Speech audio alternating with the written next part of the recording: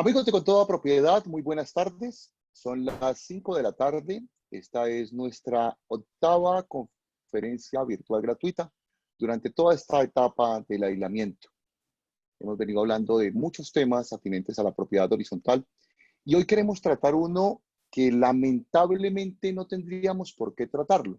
Este tema aparentemente es muy obvio, pero como lastimosamente se da, y nada más ayer se dio en un caso muy sonado que por televisión y por los diferentes medios se dio a conocer sobre unas amenazas a un médico diciéndole que si no abandonaba la propiedad horizontal, su apartamento, su esposa y sus hijas serían asesinadas. Entonces nos parece pertinente, aunque ya lo habíamos anunciado, que nos acompañe hoy el doctor Carlos Hernán Escobar, quien es especialista en Derecho Penal, para que nos hable y nos cuente sobre si impedir el ingreso del personal de salud a una propiedad horizontal es un delito o no. Es una visión nueva, es una visión distinta a la propiedad horizontal. Un especialista en Derecho Penal nos va a hablar sobre el tema. Quiero saludar hasta ahora al doctor Carlos Hernán Escobar. Muy buenas tardes, doctor, ¿cómo está? Doctor Martínez, muy buenas tardes. ¿Cómo le va a usted? Y a todos quienes están presentes y nos acompañan hoy en este foro. Muy bien, muchas gracias. Quiero agradecerle de verdad el haber aceptado esta invitación. No es sencillo que los abogados de otras ramas, quienes no han participado de la propiedad horizontal, acepten este tipo de invitaciones y yo de verdad estoy muy agradecido porque usted lo haya hecho. Doctor, no quiero más preámbulos, simplemente quiero decir que usted es abogado de la Universidad Javeriana, es especialista en Derecho Penal de la Universidad de San Buenaventura y es candidato al título de magíster en Derecho Penal, ¿verdad? De la Universidad Sergio Arboleda. Así es. Además, es docente de la Universidad Javeriana en el área de Derecho Penal.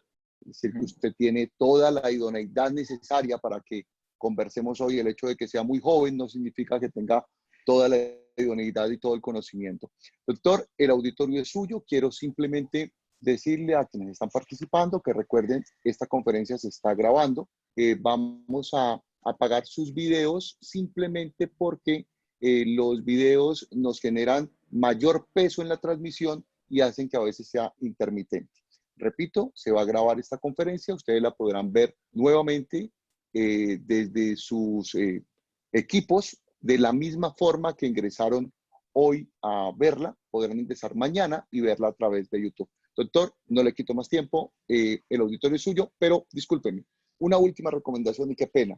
Eh, Ustedes van a poder participar con preguntas. La sugerencia que les hago, como sus preguntas las hacen a través del chat, no las envíen todavía, por favor. Esperen a que el doctor termine su conferencia y a partir de ahí las empiezan a hacer, porque muchas veces las preguntas que ustedes van enviando a lo largo de la conferencia, él las responde y luego entonces se nos genera un desorden para poder responderlas. Él va a responder, ojalá, todas sus preguntas si el tiempo nos alcanza, pero por ahora escuchemos la interesante conferencia. Ahora sí, doctor, de verdad no lo interrumpo más, el auditorio es completamente suyo. Muchísimas gracias, doctor Gustavo. Muy amable. La verdad es que para mí sí es un verdadero privilegio este tipo de espacios, pese a que somos docentes universitarios y, digamos, ya hace varios años podemos compartir ciertos pensamientos y ciertas consideraciones acerca del derecho penal a los estudiantes de la Universidad Javeriana. Estos espacios terminan siendo unos espacios bastante ideales para, digamos, llevar un poco más allá aquello que puede tratarse de nuestro área de experiencia y de conocimiento.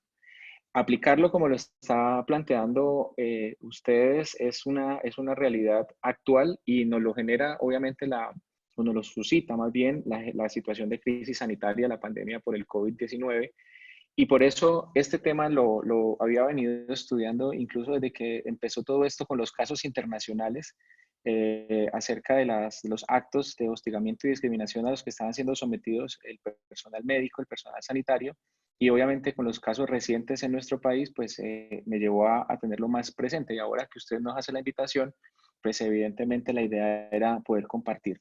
Doctor, yo voy a compartir una pequeña presentación, de modo que voy a compartir la pantalla para que la puedan ver. Vamos a ver aquí, debe ser de esta manera. No tiene audio, doctor.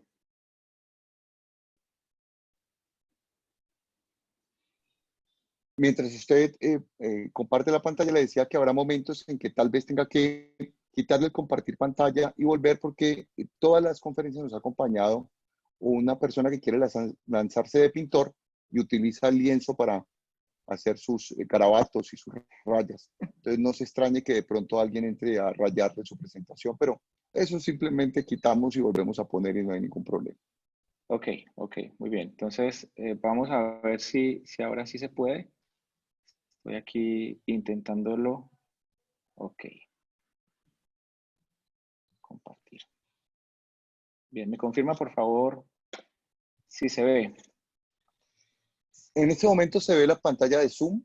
Ya creo que va a poder verse. Si usted la abre, creo que ya se ve su Bien, escritorio.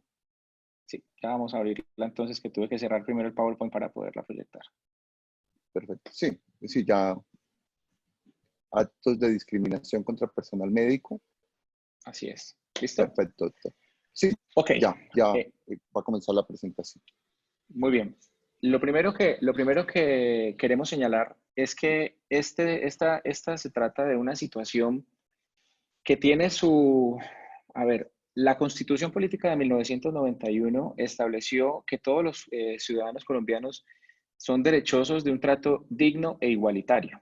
Y por esa situación, cuando se nos enseña acerca de este tipo de situaciones, estamos en la obligación de dirigirnos a una obra jurídica, a un texto jurídico que pareciera que se ha olvidado desde cómo inicia y cómo se ha desarrollado.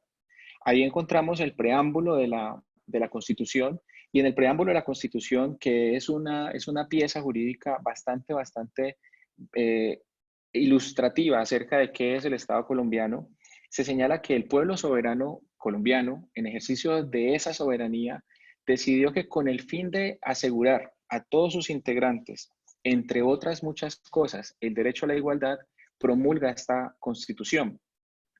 Y es a partir de este preámbulo que la Constitución Política de Colombia, el constituyente del 91, dijo, vamos a construir un documento jurídico, una hoja de ruta, una carta para esta sociedad en donde se establezca que todos los integrantes de esta sociedad, todos los asociados, deben ser tratados de manera igual entre ellos. Con esto empieza el legislador a establecer una serie de postulados y principios a partir de los cuales ninguno tiene derecho a tratar de manera desigual a otro y por esa razón desde el preámbulo lo encontramos y empezamos a encontrar un desarrollo normativo en la misma Constitución. Como lo pueden ver, en el artículo primero se nos dice cómo está constituida nuestra República de Colombia. Y esto lo hemos escuchado en cientos de oportunidades. Colombia es un Estado social de derecho, organizado en forma de república unitaria, etcétera, etcétera, etcétera. Pero en la parte que nos corresponde para hoy, la parte que nos interesa para hoy, es que se trata de una república organizada, pero fundada en el respeto de la dignidad humana, en el trabajo y la solidaridad de las personas que la integran. Dice, fundada en el respeto de la dignidad humana. ¿Esto qué es? Es que la persona colombiana, el ciudadano colombiano, está en el deber de reconocer en el otro su dignidad humana y obviamente también en el principio de solidaridad entre las personas. Entendiendo esto como la forma de la organización de la República de Colombia, se estableció también en el artículo segundo de la misma Carta Política como unos fines del Estado. Se establecieron lo que a los abogados nos enseñan como los fines esenciales del Estado. Y entre los fines esenciales del Estado está garantizar la efectividad de los principios, derechos y deberes consagrados en la Constitución. Es decir, el Estado, cuando se constituyó como Estado colombiano y a partir de la Constitución del 91, claramente antes de ello también existía, se dijo que uno de los objetivos, uno de los fines de este Estado colombiano era asegurarle a los ciudadanos que de manera efectiva pudieran gozar de derechos, pero a la misma vez poderle reclamar deberes. Es así como se desarrolla todo lo que es el catálogo de derechos fundamentales.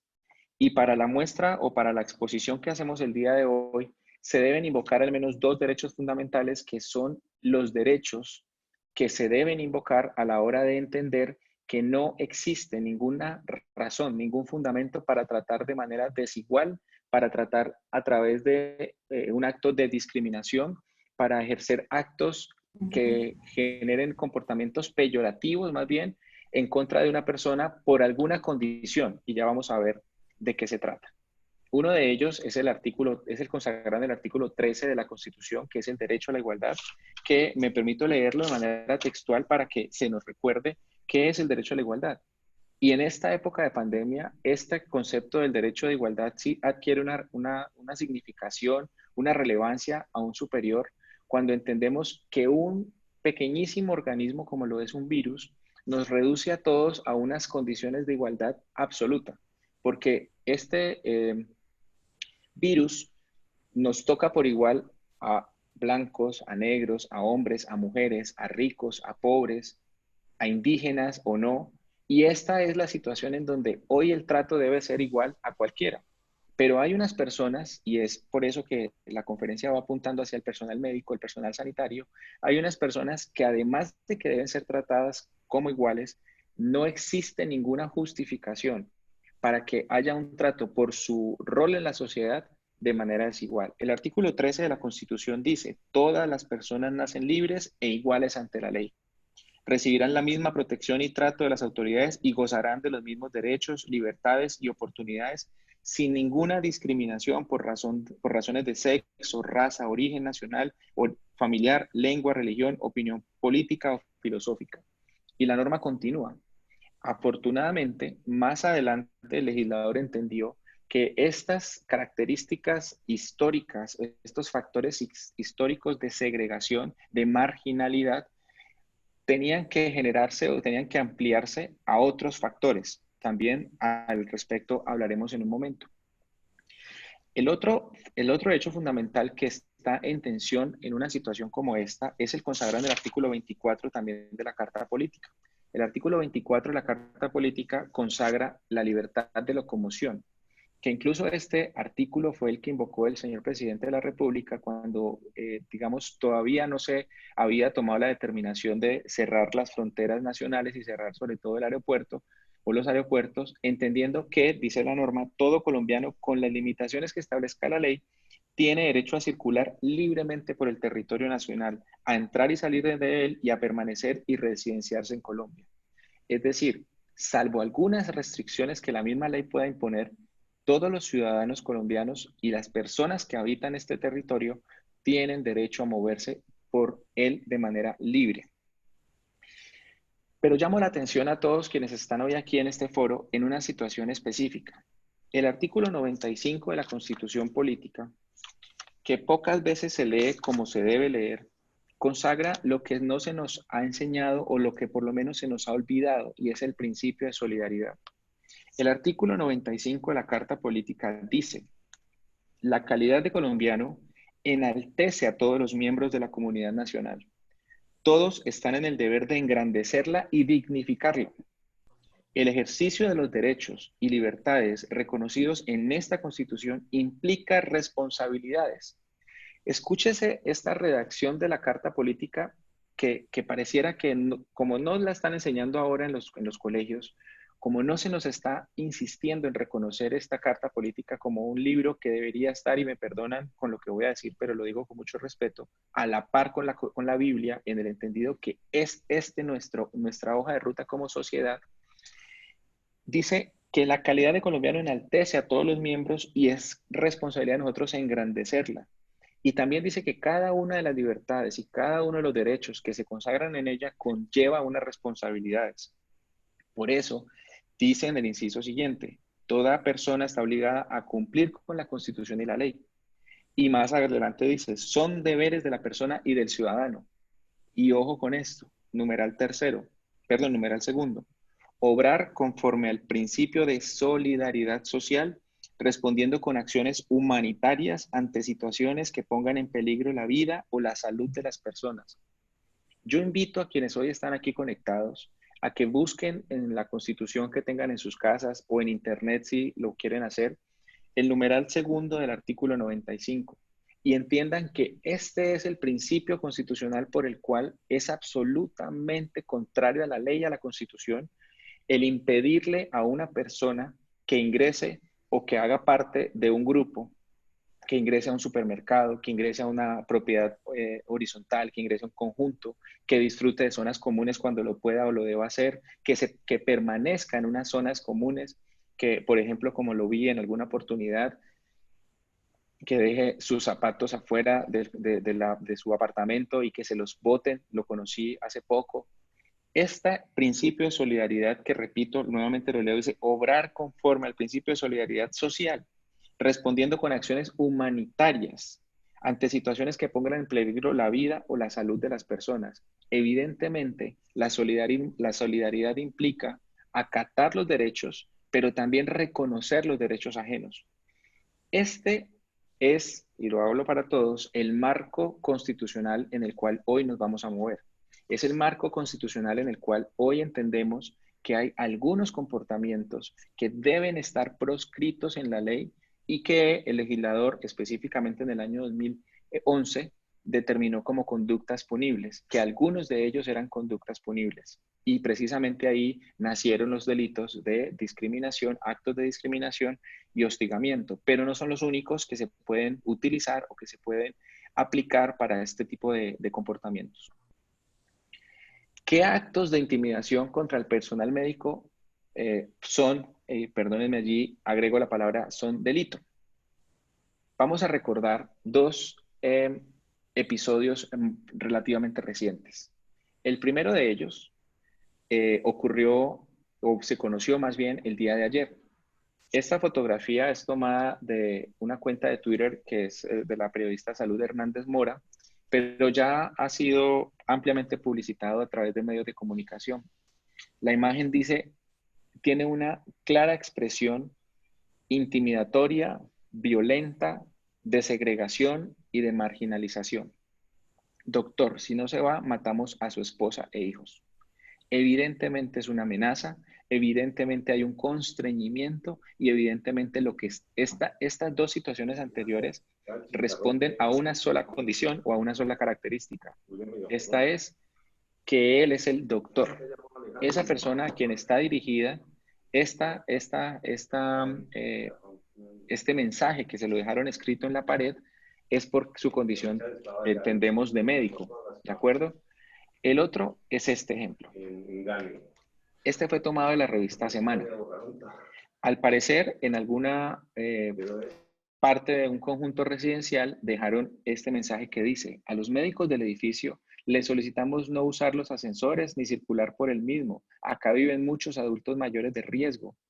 Tomen las medidas para no tener que caer en la injusticia. Nos tiene que cuidar y ser responsables.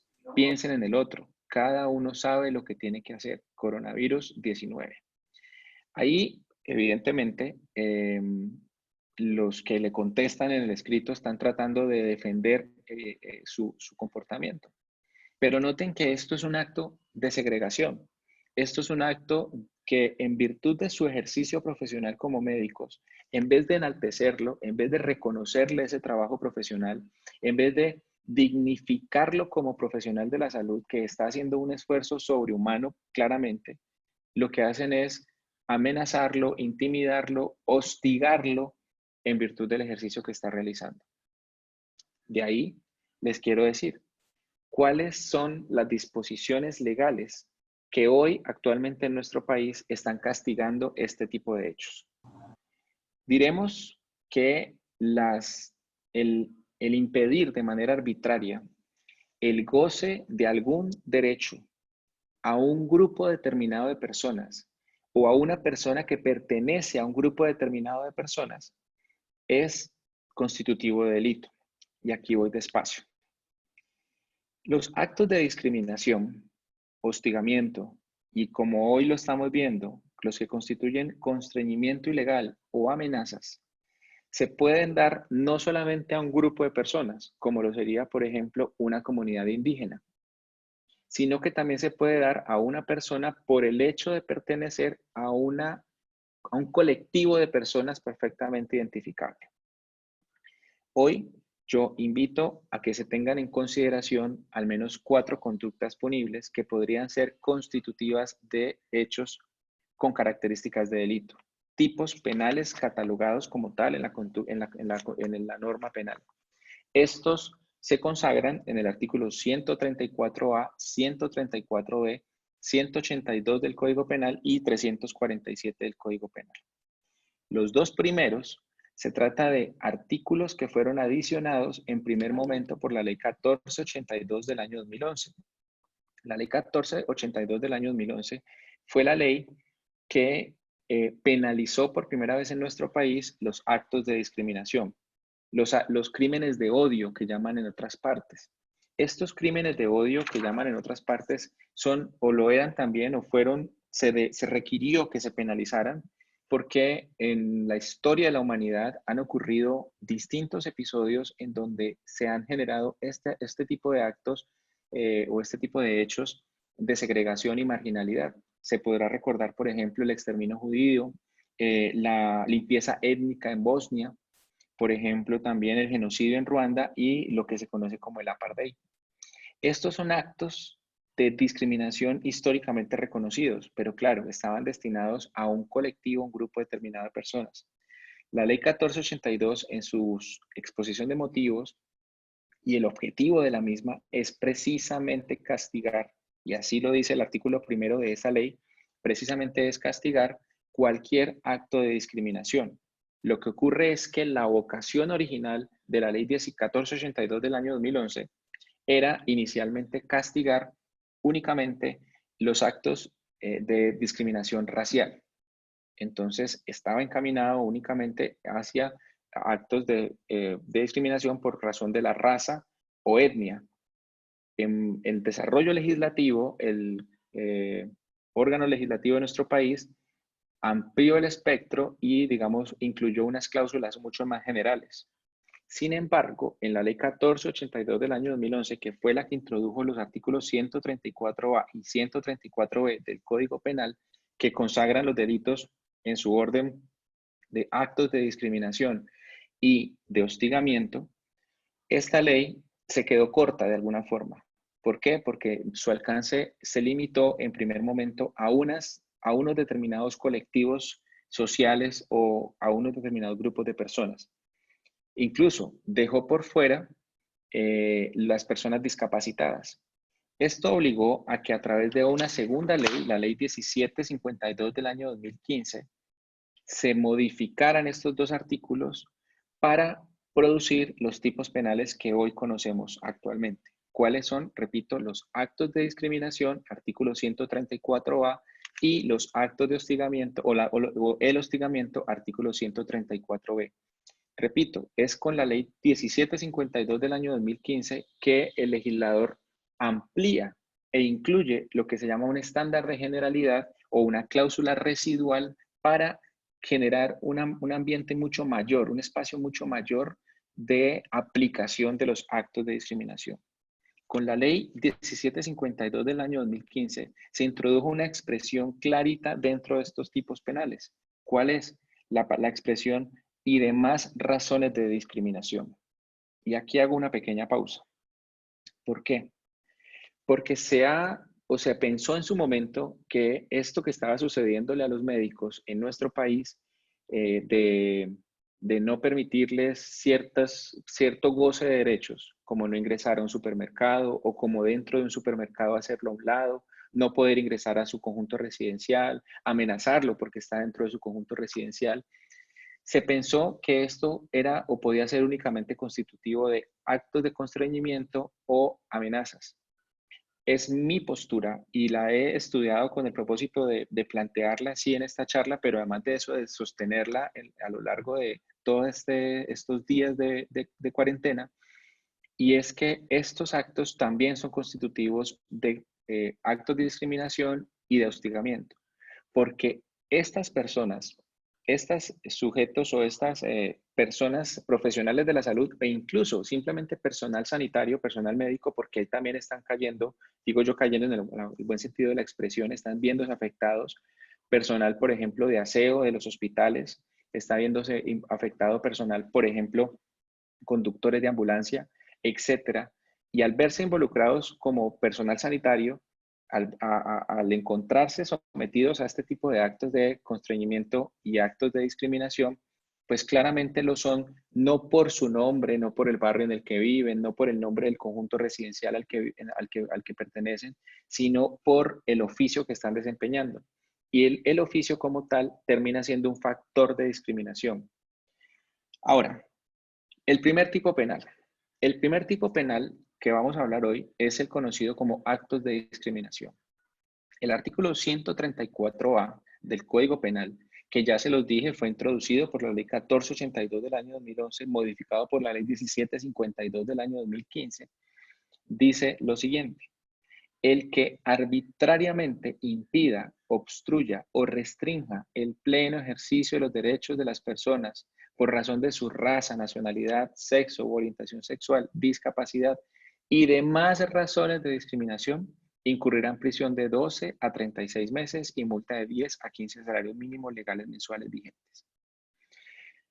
Para los estudiosos del derecho penal, entenderán que este es un tipo penal con sujeto activo indeterminado, cuando se refiere a el que. Cuando dice el que, lo que está diciendo es que cualquier persona, sin ningún tipo de calificación o de cualificación, puede cometer esta conducta, cualquiera. Puede ser desde el portero de la unidad hasta el presidente del consejo, el mismo administrador o cualquiera de los copropietarios o residentes, cualquiera. Utiliza la palabra arbitrariamente para agregar un ingrediente subjetivo porque puede darse el caso claramente que hayan ocasiones o situaciones en las que sea legalizado o sea legítimo impedir el ejercicio de algún derecho. Claro, por ejemplo, el derecho a la libre locomoción en estos momentos tiene unas restricciones y entre esas restricciones está que al interior de los conjuntos residenciales no se puede hacer uso de las zonas comunes por virtud de normas del orden nacional. Por esa razón, hay algunos derechos de las personas que pueden ser restringidos de manera legítima. Por eso el tipo penal consagra la palabra arbitrariamente. Los verbos rectores del tipo penal son impedir y obstruir y restringir. Son tres verbos rectores: impedir, obstruir o restringir. Los verbos rectores, decimos, son las acciones que debe realizar el agente, el sujeto activo del tipo penal, la persona que efectivamente lo hace para incurrir en la conducta. Y habla del pleno ejercicio de los derechos de las personas por razón de, claro, aquí no estamos hablando de raza, de nacionalidad, de sexo, orientación sexual, estamos hablando de otras razones. Y aquí es importante tener en cuenta una sentencia de la Corte Constitucional que se ocupó de este tipo penal o de esta ley 1482, y esto ocurre en el año 2014. Para los que estén tomando nota, me refiero a la sentencia C-671 del año 2014. Repito, C-671 del año 2014. La sentencia de la Corte Constitucional del año 2014, 671, en el punto 5.6, consagra específicamente de ahí en adelante que la situación de discriminación es un fenómeno estructural. Y en esa sentencia dice que al ser un fenómeno estructural, los factores de discriminación en ocasiones no responden a factores históricos de marginalidad, como lo son la raza, el sexo o la nacionalidad. Cuando dice que no responde a estos factores históricos, lo que está diciendo es que hay otros factores distintos a estos que pueden ser constitutivos de actos de discriminación. Por ejemplo, como lo era el caso de estudio en la C-671, la discapacidad de las personas. Pero también lo puede ser como lo fue en otra sentencia, la situación de la orientación sexual. Ya no es el sexo, sino es la orientación sexual. Por eso, esta ley, este artículo que estamos viendo, ya incluye la expresión orientación sexual por virtud de la discusión constitucional que hubo. Entonces, lo que les quiero significar es que al ser un fenómeno estructural, involucra todos los aspectos de la sociedad. Y allí, con claridad, esta es la postura mía, entran obviamente los personal de la salud porque están siendo discriminados, se les están obstruyendo, impidiendo o restringiendo el ejercicio de algunos derechos con razón, o mejor, por razón de su oficio. Porque a ese señor que hoy llega a un conjunto residencial y le dicen, señor, váyase de aquí que nos va a contaminar a todos, sea responsable, le están limitando un derecho. ¿Cuál es? El derecho a poder vivir en donde él elija, el derecho a ser tratado como igual.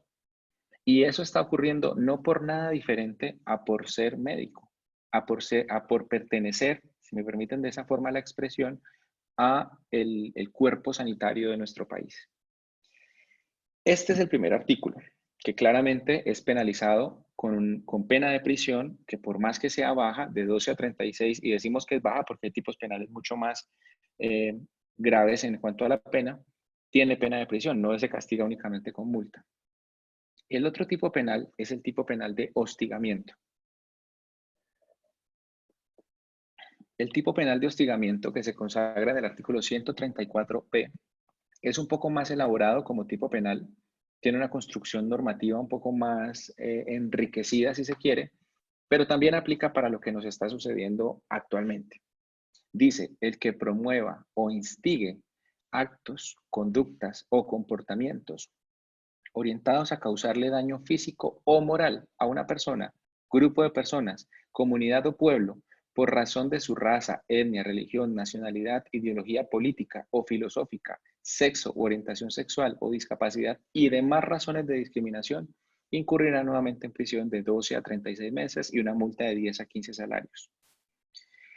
Fíjense que esta, como les decía, es una construcción normativa mucho más elaborada, porque ya aquí está castigando a una persona que está de alguna forma incentivando, para utilizar un sinónimo, o para utilizar la expresión, promoviendo o instigando actos o comportamientos que busquen dañarle física y moralmente a una persona por razón a que pertenezca a un grupo específico. Y aquí aplica lo mismo que acabamos de hablar. Sobre el delito de hostigamiento, se ocupó en buena medida, se ocuparon dos sentencias de la Corte Constitucional para quienes estén tomando nota. Primero, la sentencia C-257 del año 2016, y en la sentencia C-257 del año 2016, que el debate en esa sentencia era el tema de la discriminación por razón de la orientación sexual. Específicamente, lo que se dice por parte de la Corte Constitucional es que no hay ninguna omisión legislativa en razón a que cuando el legislador en la expresión y demás razones de discriminación pretendió incluir cualquier factor de discriminación no contemplado en la norma. Y esto es, como se lo decía hace un momento, la cláusula de residual de otras circunstancias. Es una cláusula residual porque incluyó en la norma un estándar de generalidad. Y esa inclusión del estándar de generalidad permite, a mi modo de ver, que sean objeto de este delito, víctimas de este delito, el personal médico en este caso concreto. ¿Por qué? Porque se puede dar la situación en la que unas personas promuevan o instiguen actos o conductas o comportamientos que estén encaminadas a afectar física o moralmente.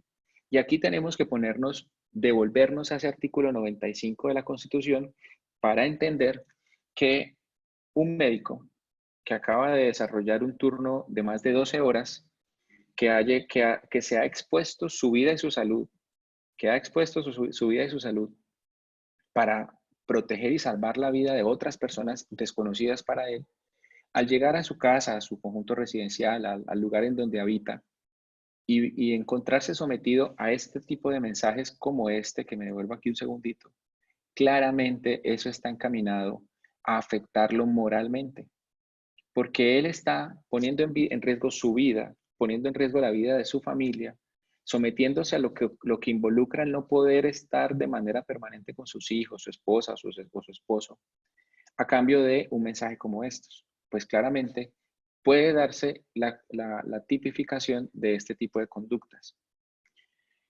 Claro, a lo que apunta mi presentación del día de hoy, estos dos tipos penales, a mi modo de ver, son los tipos penales que mejor recogen toda esta situación, pero no son los únicos, porque pueden haber otros tipos penales de menor riqueza descriptiva, me explico, de menor amplitud en la redacción, pero que igual castigan lo que está ocurriendo.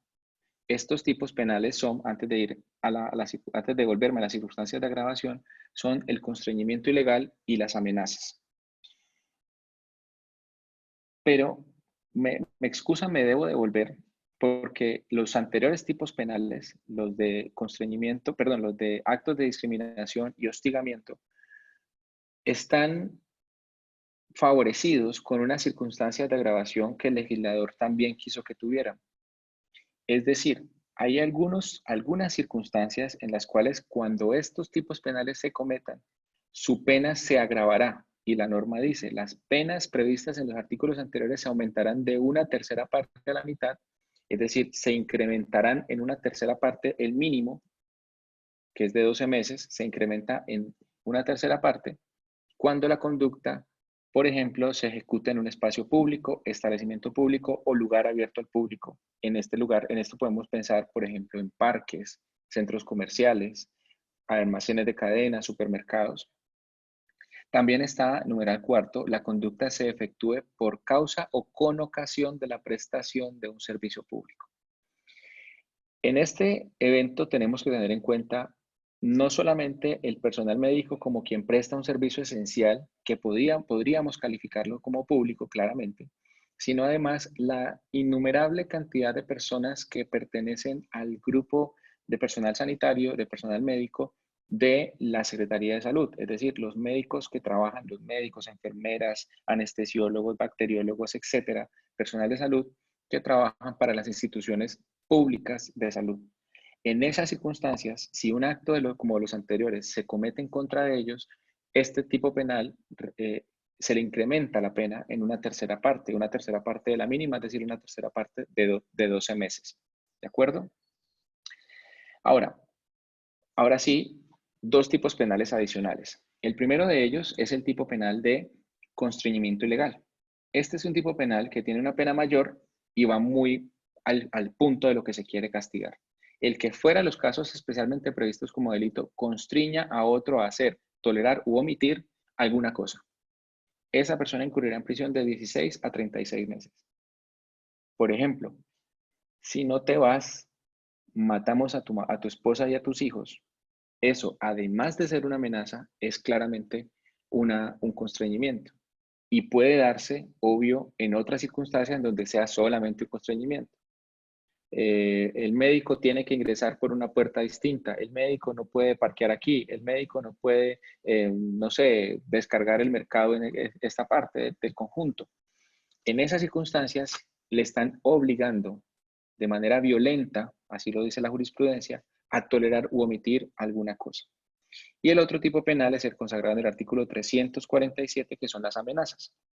Y es que el que por cualquier medio atemorice o amenace a una persona, familia, comunidad o institución con el propósito de causar alarma, zozobra o terror. Este es un tipo penal mucho más complejo porque tiene un propósito, busca afectar de manera específica el bien jurídico tutelado y es causar alarmas, zozobra o terror. Por eso yo soy más partidario de los otros dos tipos penales sin que estos no puedan encontrarse materializados.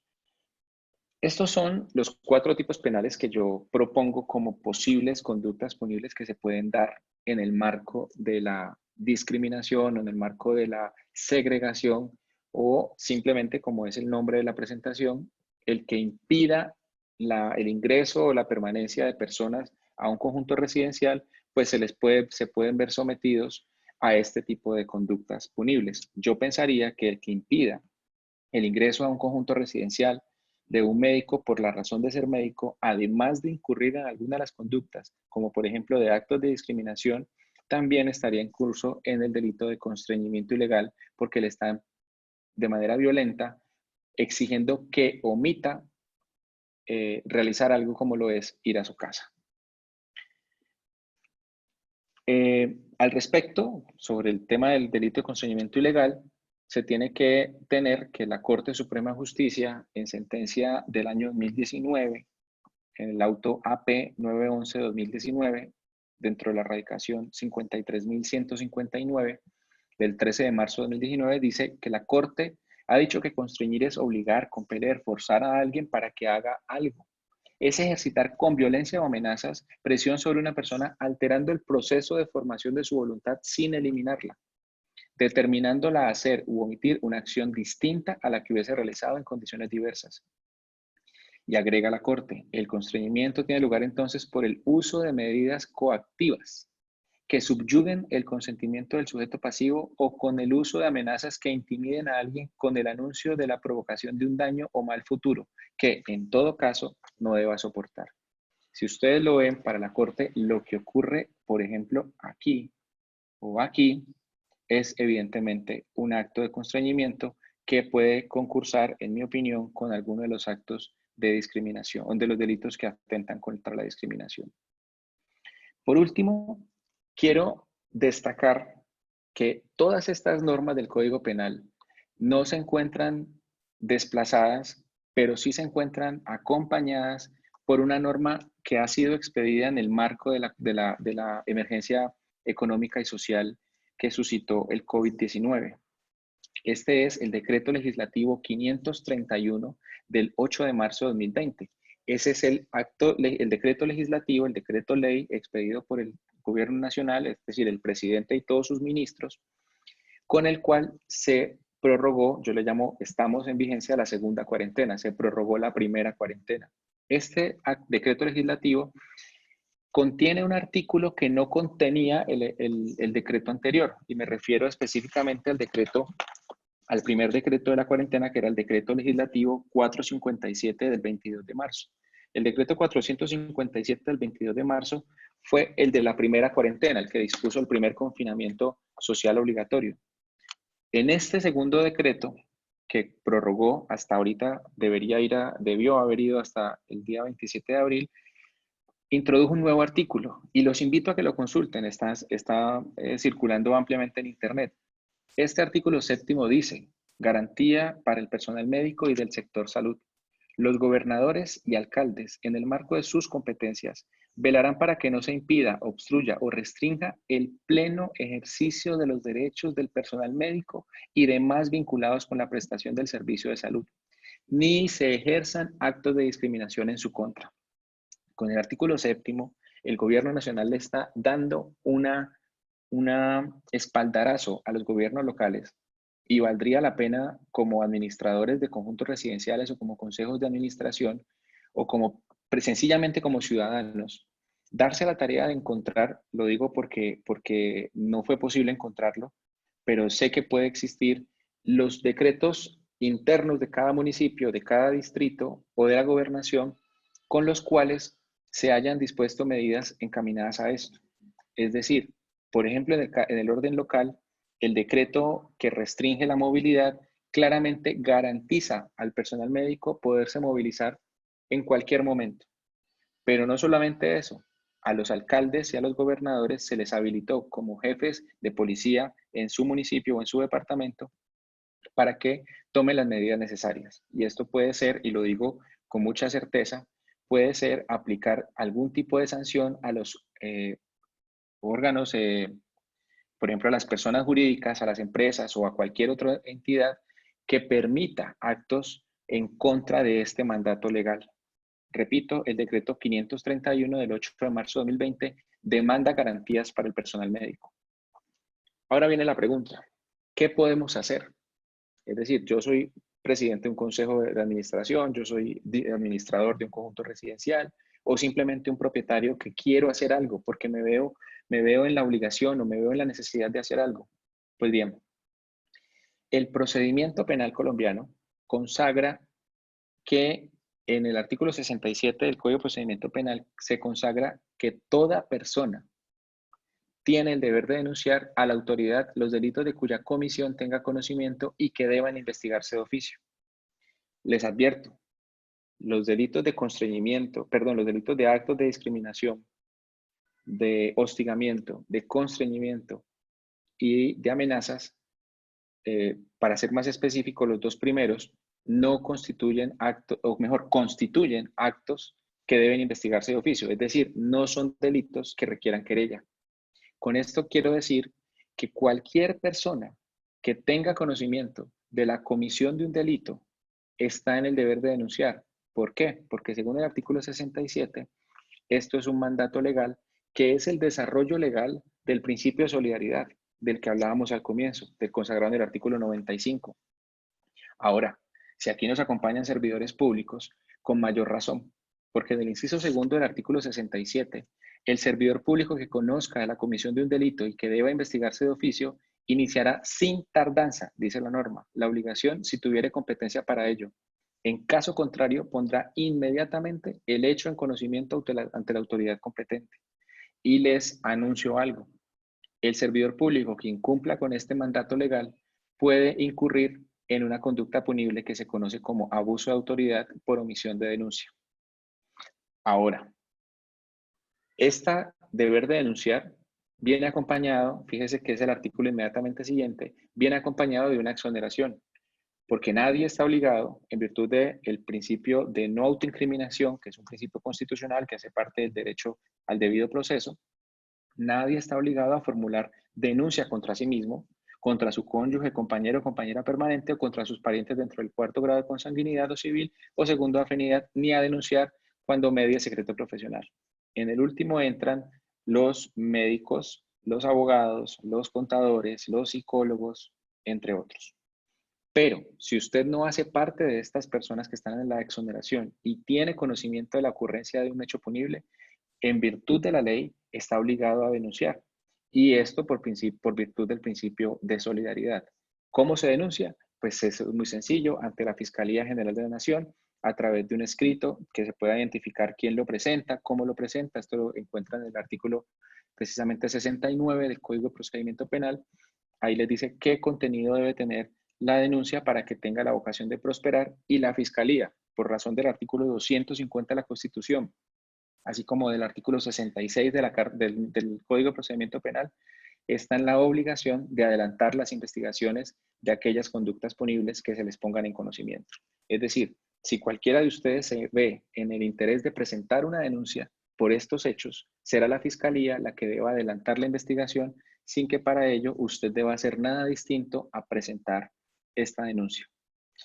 Esta es básicamente la presentación o la exposición que yo quería hacerles, no sin antes recordar una muy bonita imagen que anda circulando en las redes sociales, y es que en esta época de pandemia, en esta época de crisis sanitaria, los verdaderos héroes en este momento, los que son capaces de salvar vidas, son los médicos y no ni siquiera nosotros los abogados, y mucho menos aquellas personas que creen que se sienten por encima de ellos y que son capaces de generar actos de constreñimiento o de más bien de discriminación.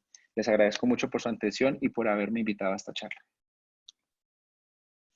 Doctor Carlos Hernán, el agradecimiento realmente es para usted. Créame, y se lo digo con toda honestidad, su facilidad para un tema tan complejo, llevarlo a un lenguaje tan simple donde todos los que no tenemos conocimiento de derecho penal o que lo estudiamos alguna vez pero ya no lo recordamos, logramos entender la dimensión de estas conductas de quienes no solamente las están ejerciendo, sino de quienes las están permitiendo también con su silencio. De verdad que agradezco por esa capacidad, se nota su experiencia docente y es de mucho agrado para nosotros tener este tipo de conferencistas para con toda propiedad, y estoy seguro de que para los administradores también.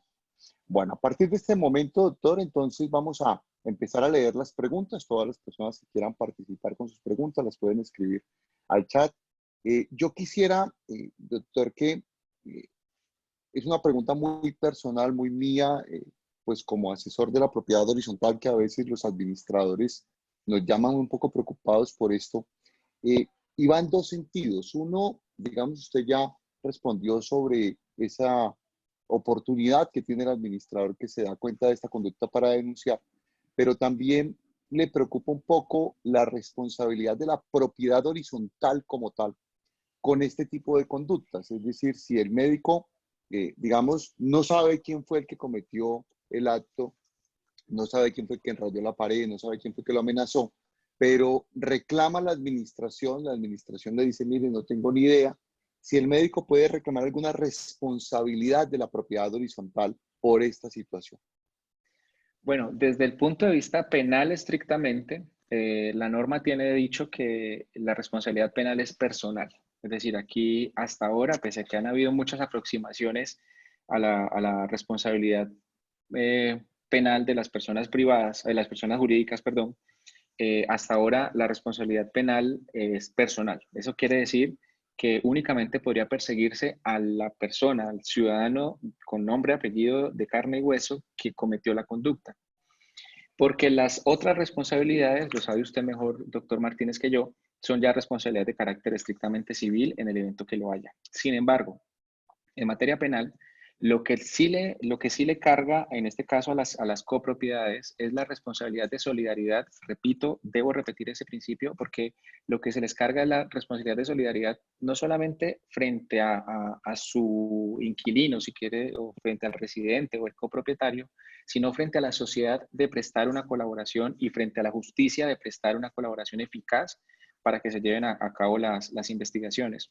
Se me ocurre simplemente un caso: facilitar los videos, facilitar las minutas, facilitar cualquier otro tipo de elementos probatorios que más adelante puedan ser utilizados para de verdad, eh, eh, digamos, lograr algún resultado. ¿Dónde habría responsabilidad penal? En el momento en que oculte, destruya, obstaculice el ejercicio de la administración de justicia, y la responsabilidad en ese caso caería posiblemente frente al administrador o frente a quien tomó la decisión de obstruir, destruir o obstaculizar el ejercicio de la justicia.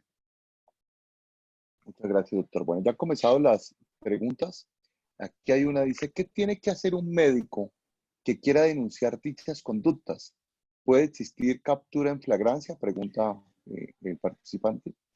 Bien, hay la pregunta tiene dos hipótesis. La primera, ¿qué tiene que hacer? Es muy fácil, la verdad. Presentar denuncias en nuestro país cada día es un poco más sencillo. Invito a la persona que hace la pregunta: en el artículo 69 del Código de Procedimiento Penal están los requisitos, pero básicamente es asistir o presentarse ante las salas de denuncias, que entiendo que en este momento, pese a las dificultades, se han habilitado ciertos canales para presentar las denuncias. En Internet existen algunas estaciones de policía, las tienen habilitadas para la recepción de denuncias.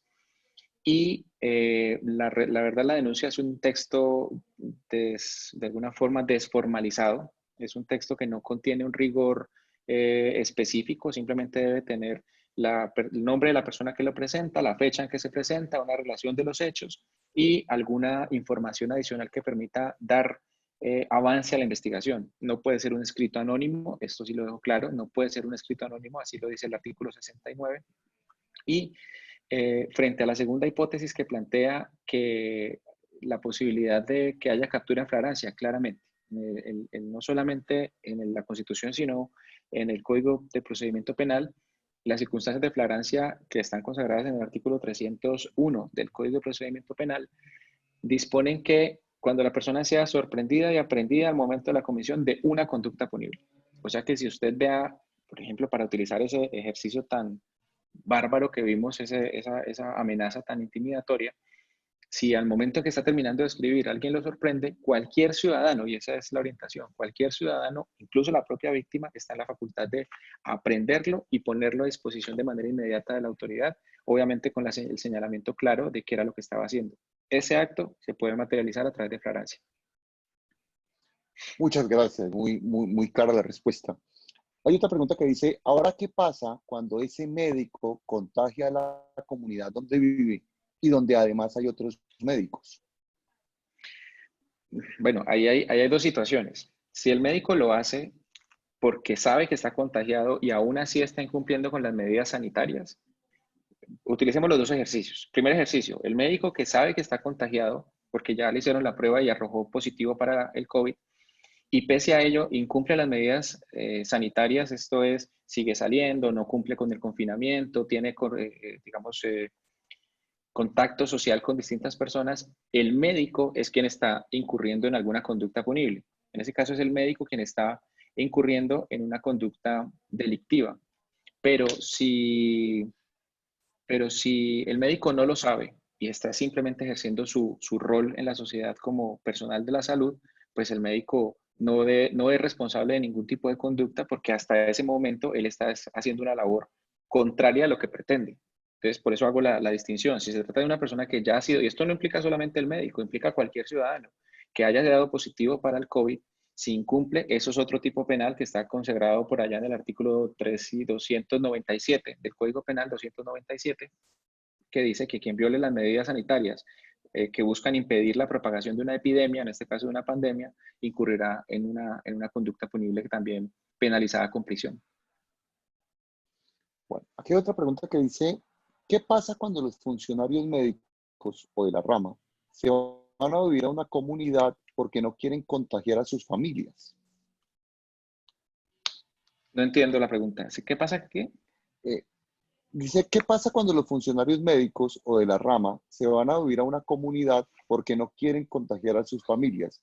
Él trata de decir que el médico pues tenía su casa o su apartamento con su familia, pero él decidió alquilar otro apartamento más pequeño tal vez, yo simplemente ambiento el ejemplo, y se fue a vivir ahí solo porque no quiere contagiar a su familia. Por No veo eso, la pero pregunta como tal, lo que pasa es que él trata como de dar un ejemplo de, bueno, aquí a veces nos toca interpretar las preguntas, doctor Carlos Hernán, pero más o menos el caso que yo trato de vislumbrar ahí es que si ellos podrían ejercer algún control de decirle a ese médico, venga, pues usted tiene su casa, usted vino aquí solamente es por no contagiar a su esposa y a sus hijos, pero sí nos va a contagiar a nosotros. Él quiere como tratar de justificar una posibilidad de decirle a ese médico que no puede entrar a esa unidad residencial porque lo único que hizo fue intentar salvar a su familia en desmedro de los habitantes de ese conjunto. de nuevo, yo creo que es importante de pronto recordar la norma que les estaba mencionando hace un momentico de la propagación. Me equivoqué, cité el artículo 297, pero ese no es. Eh, bueno, ahorita la memoria me falla exactamente el artículo acerca de el tipo penal que castiga a quien tiene el deber de acatar las medidas sanitarias y las incumple. Entonces, en el ejemplo que está planteando la persona que hace la pregunta es, ese médico que sabiéndose enfermo, en vez de guardar confinamiento, se va para otra sociedad, para otra comunidad, para un edificio pequeño, etcétera, y puede llegar a contagiar a otras personas sabiéndose enfermo. Si esa persona se sabe enferma y ha sido sometida a las medidas sanitarias de confinamiento y las incumple, es él el responsable. Pero como lo vimos hace un momento, no existe ninguna justificación. Por eso la palabra arbitrariamente es bastante categórica. No existe ninguna justificación para que una persona sea sometida a actos de discriminación bajo la, alguien está, sí, 368, gracias. Ninguna persona sea sometida a actos de discriminación simplemente por el hecho de ser médico y por el hecho de prestar un servicio.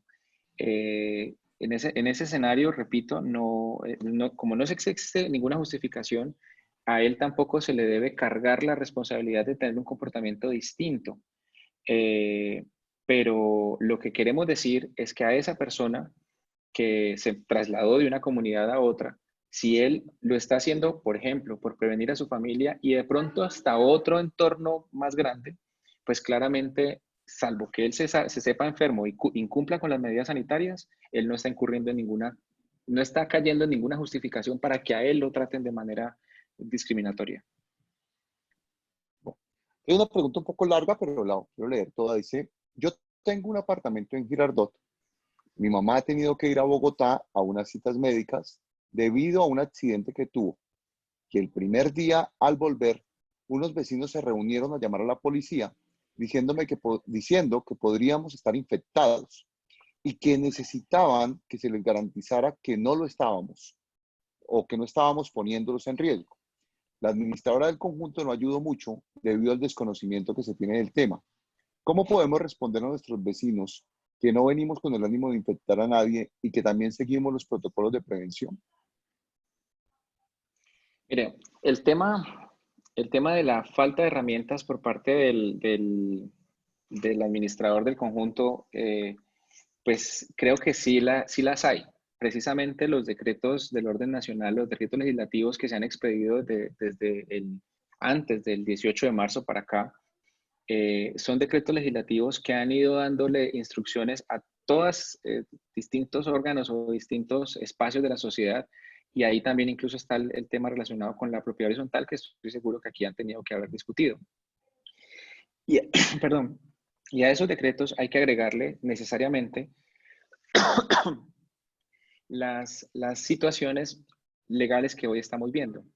Claramente, una persona que está moviéndose de esa manera, que se le exija una garantía de que no está enfermo para poder habitar en una comunidad o en un conjunto residencial, pues está siendo sometido a actos de hostigamiento, está siendo sometidos a actos, ya aquí no como personal médico, sino simplemente por llegar como extranjero.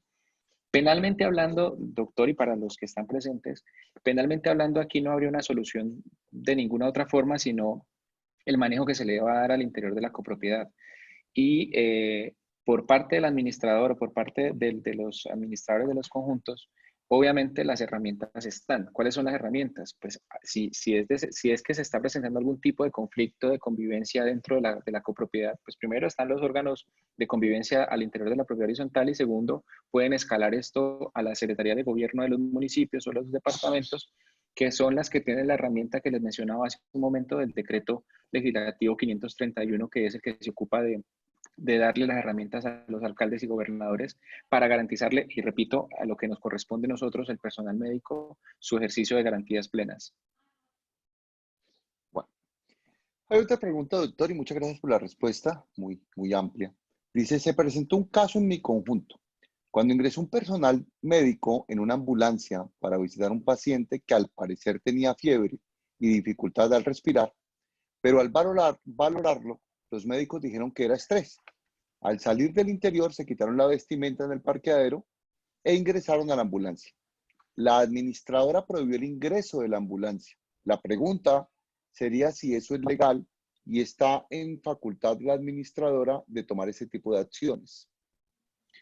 Bueno, evidentemente en este caso no considero que sea legal y mucho menos desde el punto de vista penal, porque si se trata de una persona que requiere los servicios de salud y el personal médico en medio de la pandemia, como les acabo de mostrar el decreto 531, y no solamente ese decreto, hay otros decretos que ahorita mismo no tengo el apunte del número del decreto, que es el que se ocupa de garantizarle al personal médico todas las garantías de movilidad, de locomoción y del desempeño de sus funciones como personal sanitario en el país. Ahí entra, por ejemplo, la garantía de que a estas personas no les apliquen otro tipo de restricciones de movilidad y entra también la posibilidad de que ellos, que son los que están salvaguardando la salud de las personas, pues se puedan, no tengan ningún tipo de obstaculización. Se pensará que el conjunto residencial tiene la facultad por lo que es una propiedad privada, pero en este caso en particular, por ser el derecho a la salud un bien superior, necesariamente considero yo que eso no es legal y que no está facultado el administrador para hacerlo. Gracias, doctor. Y estoy totalmente de acuerdo con usted, si me lo permite, ya no desde el punto del derecho penal, sino desde el punto de vista de la propiedad horizontal. Porque si bien es cierto, los bienes comunes están bajo el cuidado y conservación del administrador, también la ley es clara en decir que no se puede suspender el uso de un bien común que impida el ejercicio de la propiedad privada sobre ese bien privado. Entonces, si el administrador me dice, no puede circular por la zona común alguien que va para mi propiedad privada, me está impidiendo el ejercicio legítimo de mis derechos como propietario o como residente de ese apartamento. Entonces, en eso creo, doctor, que compaginamos, no habíamos conversado antes, no habíamos tenido la oportunidad, no nos habíamos puesto de acuerdo en la respuesta, pero creo que coincidimos en ese criterio. Hay otra pregunta, doctor, dice, la posición del administrador de la propiedad, primera autoridad administrativa dentro del conjunto, le supone una obligación superlativa en el deber de denunciar. Pues yo no utilizaría el categórico superlativo, pero sí lo ubicaría al nivel del, digámoslo, para utilizar términos penales, utilizaría la expresión de posición de garante. El administrador, pese a que aquí de pronto si hay abogados penalistas, puritanos en el grupo puede que me digan este señor de qué está hablando. Yo utilizo una expresión para que se entienda, es decir, ese administrador de conjunto residencial sí está en una posición, yo vuelvo y repito, no utilizaría la palabra superlativa, pero sí utilizaría la palabra que tiene una mayor responsabilidad social desde el punto de vista constitucional y desde el punto de vista de lo que manda la ley. Porque puede que en una unidad residencial en donde haya, no sé, 300 apartamentos, puede que acerca del acto de discriminación o acerca del acto de hostigamiento únicamente se enteraron dos porteros, un par de vecinos, el afectado y el administrador. Pues esta obligación de denunciar no le involucra a los 300 propietarios, no le involucra al portero, no le involucra al vecino, porque ellos de pronto no se sienten en ese deber social, de responsabilidad social. El administrador sí podría uno pensar que lo tiene, pero claramente el primer llamado a presentar denuncia o a poner en conocimiento de las autoridades este tipo de actos delictivos es a la víctima, es decir, a quien sufre el perjuicio como tal. Él es el primer llamado a hacerlo. Pero si por alguna razón no está disponible, no lo puede hacer o no está a su alcance realizarlo, todos estamos en el deber de hacerlo. Yo pensaría que el administrador, junto con el Consejo de Administración, están en la responsabilidad, es así, y repito lo que dije hace un momento, de ofrecer todas las garantías para que lo que se pretende denunciar se pueda hacer de la mejor manera, es decir, suministrar todas las herramientas necesarias para ello, pero la obligación superlativa, para utilizar la misma expresión, le corresponde a quien padece el daño, es decir, a la víctima del hecho punible. Bueno, aquí no hay una pregunta como tal en esto que voy a leer, doctor, pero sí hay un comentario que quisiera, si es posible, que usted nos diera su posición sobre el tema, que es la que ha dado durante toda la conferencia, pero quisiera que la concretara frente a este comentario, si es posible, le repito. Dice el señor, hay que ser claros y directos, y sabemos que todos tenemos miedo. Si el doctor vive contigo a mi apartamento o me lo encuentro en el ascensor o en la recepción, etcétera, existe miedo. O sea, voy a interpretar la intervención y trata de justificar con el miedo que todos tenemos, y que es cierto, lo tenemos, la actitud frente a los médicos. ¿Usted qué le diría a esta persona? No a él propiamente, sino a todos estos que justifican en el miedo su conducta. Mire, por eso cuando se me presentó la oportunidad de estructurar esta conferencia, yo tuve muy claro desde dónde la pretendía abordar.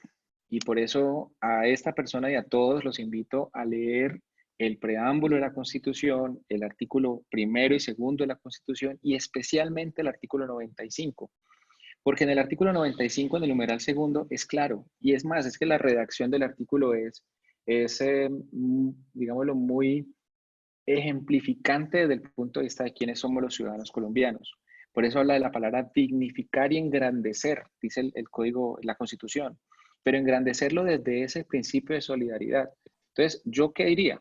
Y lo diría desde mi condición como ciudadano, pero también reconociendo que puede haber temor.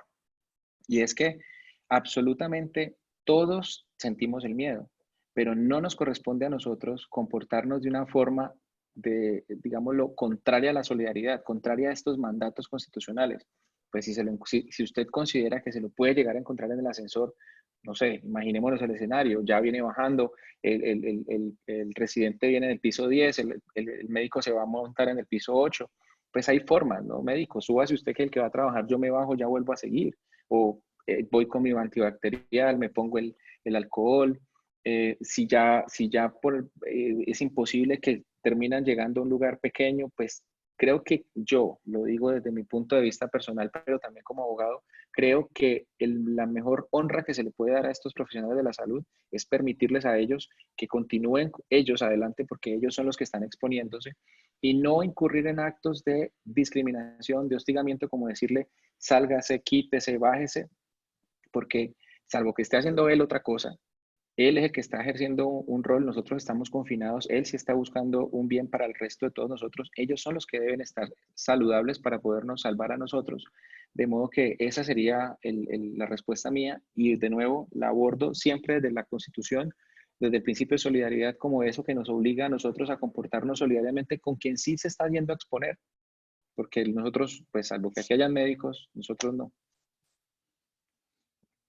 Hay una pregunta que aparentemente no tendrá que ver inicialmente con el tema de los médicos, pero sé que quieren aprovechar su sabiduría en el campo penal sobre este tema. Vamos a ver, doctor, si podemos resolverlo. Usted nos dirá si es posible. Dice, si las mudanzas están restringidas por deducción de la obligatoriedad del aislamiento y un inquilino de propiedad horizontal decide sacar sus enseres ingresando personal de ayuda a su mudanza, el administrador, en su deber, puede denunciar a esta persona por estar exponiendo a los demás residentes a un riesgo de contagio, pues tiene restringido el ingreso de visitantes y de personal para otros trabajos.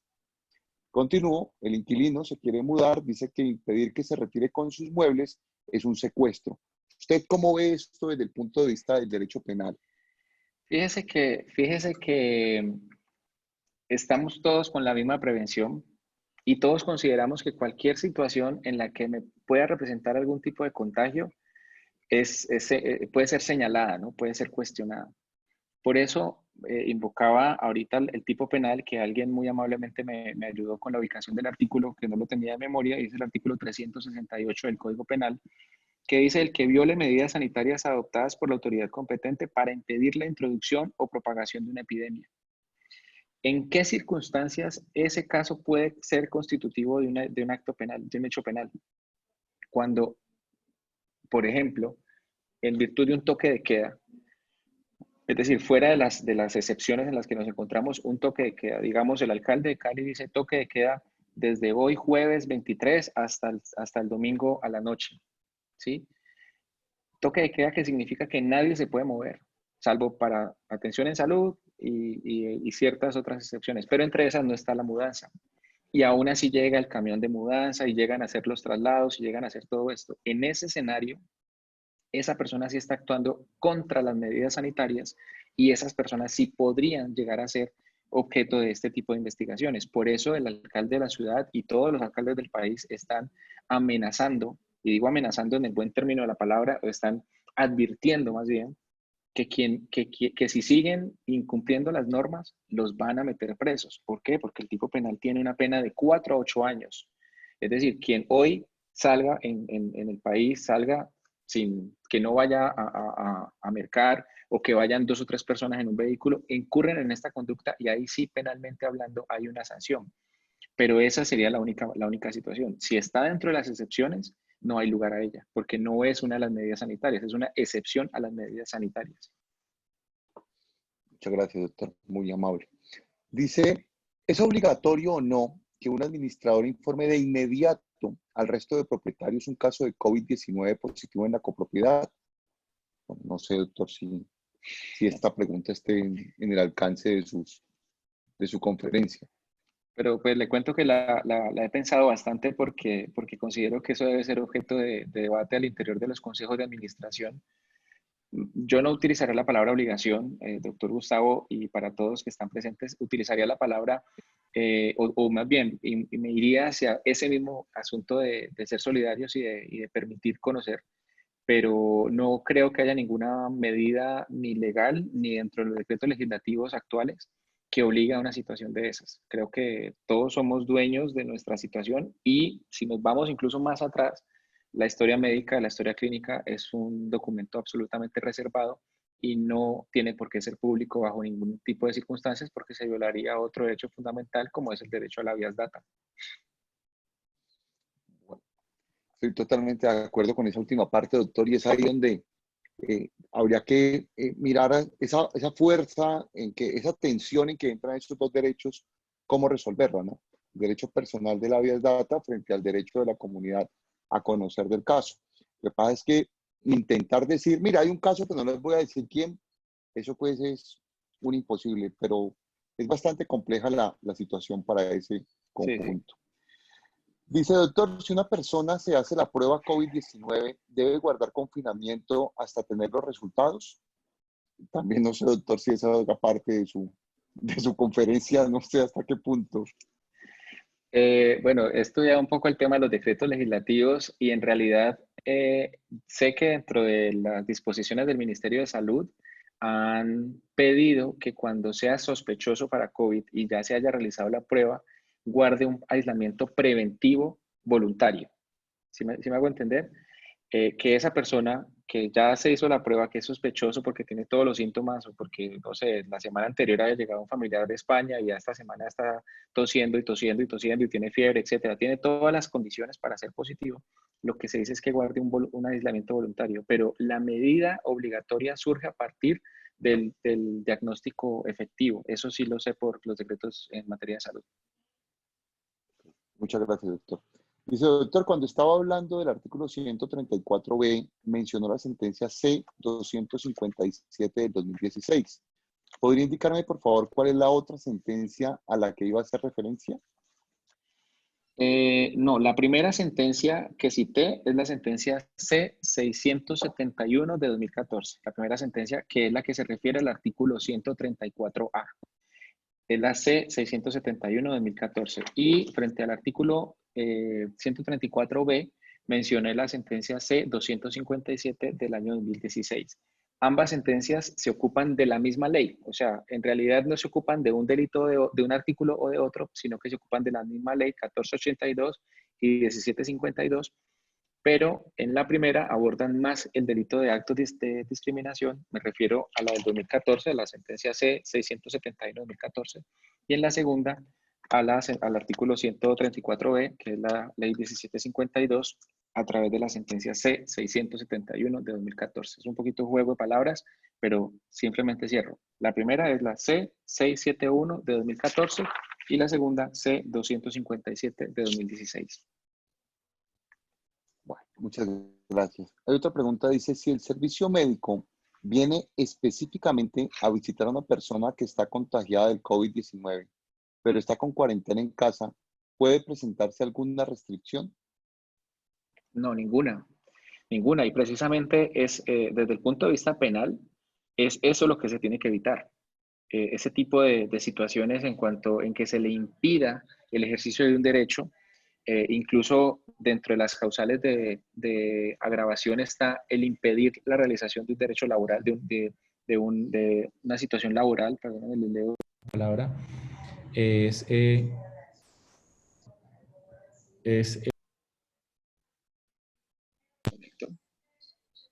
¿me está escuchando?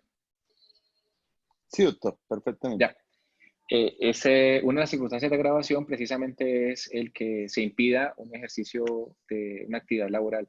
Y precisamente de eso se trata este tipo de orientaciones, que no haya ningún tipo de restricción a un derecho, a un ejercicio de un oficio que salva vidas. Entonces, no habría ningún tipo de posibilidad de restringir el ingreso de personal médico.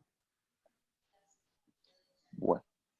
Hay otra pregunta, dice, ¿qué pasa con los médicos que son asintomáticos? Es decir, que pueden estar contagiando a todos con los que tengan contacto en el ascensor, en la recepción, en los halls.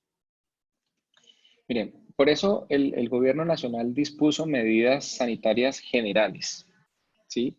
A los médicos les dispuso medidas sanitarias específicas. Hay un decreto legislativo reciente que debo tenerlo por aquí en mis apuntes, permítanme un segundito si lo tengo. Un decreto legislativo reciente en donde el gobierno nacional. Sí, es el decreto legislativo, les digo para los que lo quieran tomar nota, el decreto legislativo 538 del 12 de abril de 2020. Repito, decreto legislativo 538 del 12 de abril de 2020. En ese decreto legislativo, lo que hizo el gobierno fue adicionarles a los médicos, al personal de salud, unas medidas sanitarias especiales. Pero, ¿qué pasa con ellos? Pues que ellos deben cumplir las medidas sanitarias especiales, por ejemplo, los trajes especiales, los tapabocas especiales, etcétera.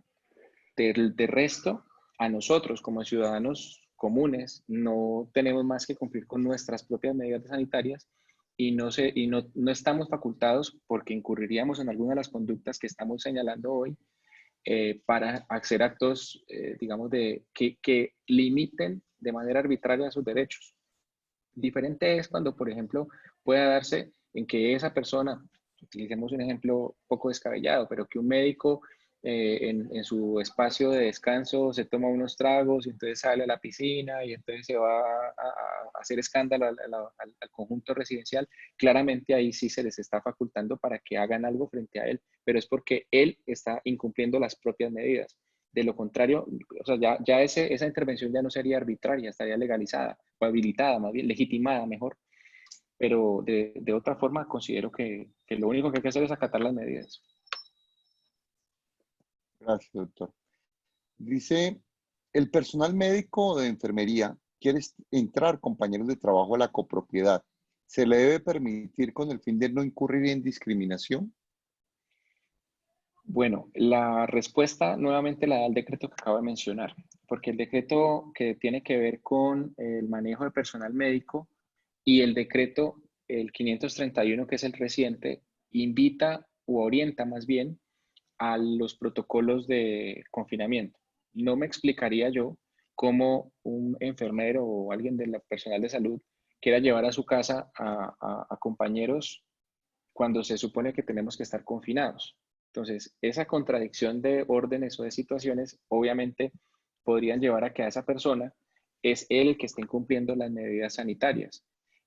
Ahí no se incurriría en un acto de discriminación porque necesariamente el médico no se le está tratando diferente por el hecho de ser médico, sino que se le está pidiendo que acate unas medidas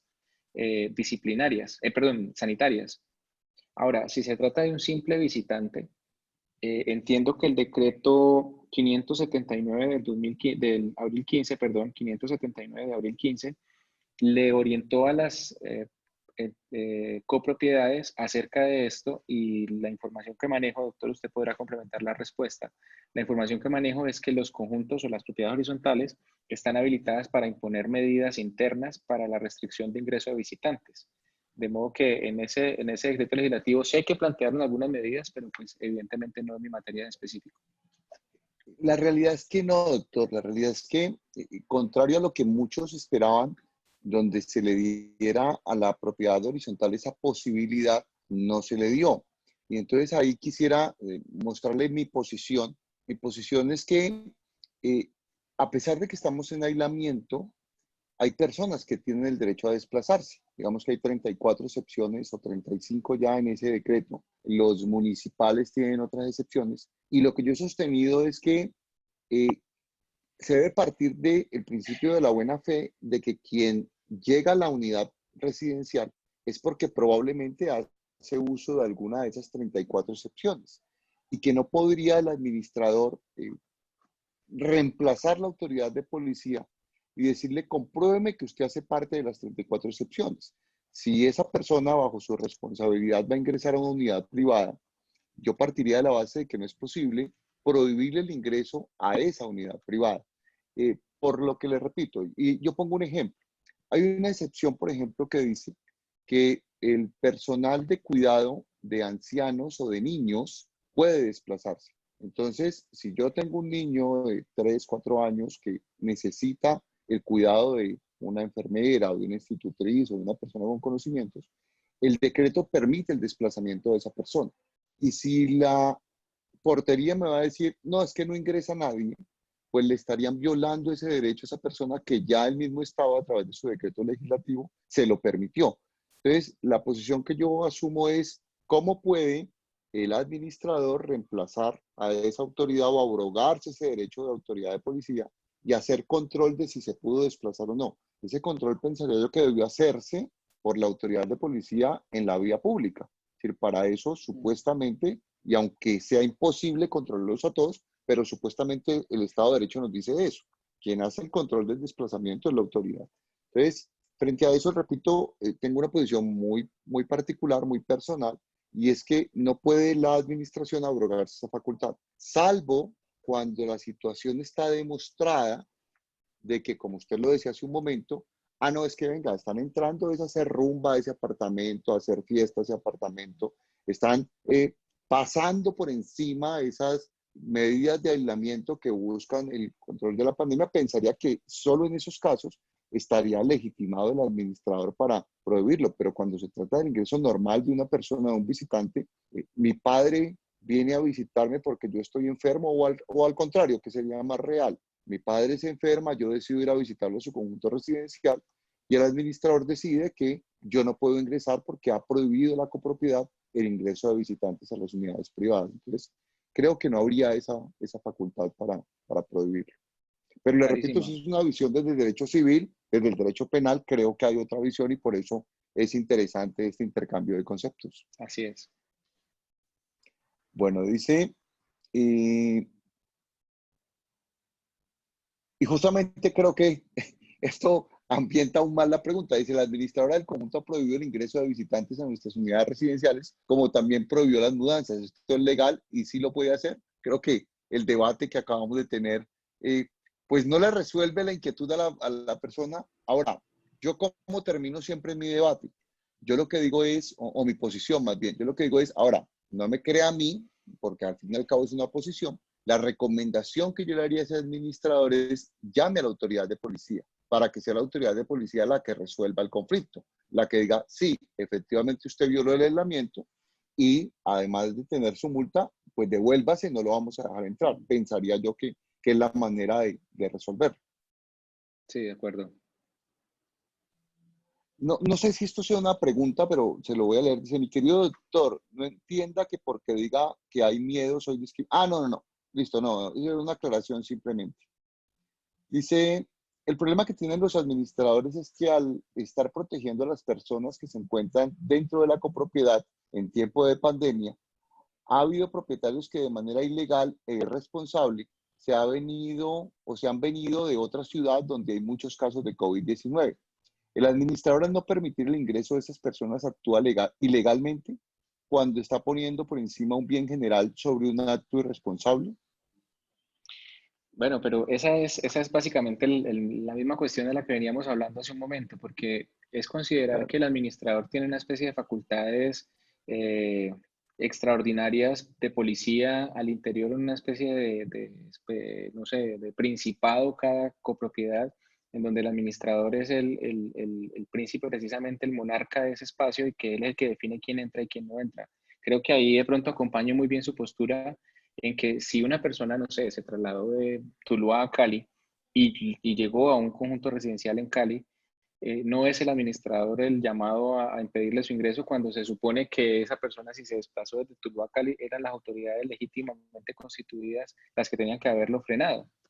Entonces, ahí sí Claro. acompaño esa postura en ese sentido y creo que la discusión de si es legal o no, ahí sí estamos de acuerdo. Debe ser la autoridad de policía en ese momento quien debe decirle, yo ya estoy aquí, parado en la puerta, adentro están, no sé, tengo mi casa ya, pero tengo dos casas en Popayán y en Cali y aquí está mi casa, yo vengo a mi casa y debo poder entrar. No, usted no puede entrar porque viene de una ciudad altamente contaminada.